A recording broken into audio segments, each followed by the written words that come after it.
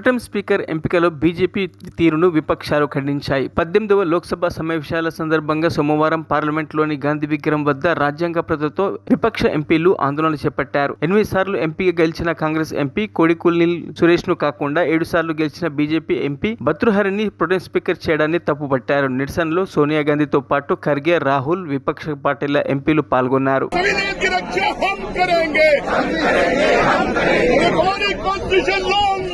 Long live, long live. Our constitution long live. Long live, long live. संविधान का रक्षा कौन करेंगे? हम करेंगे, हम करेंगे. संविधान की रक्षा कौन करेंगे? हम करेंगे, हम करेंगे. नहीं चलेगी, नहीं चलेगी. संविधान की रक्षा हम करेंगे. हम करेंगे, हम करेंगे. हमारी constitution long live. Long live, long live. Our constitution long live. Long live, long live. संविधान का रक्षा कौन करेंगे? हम करेंगे, हम करेंगे. संविधान की रक्षा कौन करेंगे? हम करेंगे, हम करेंगे.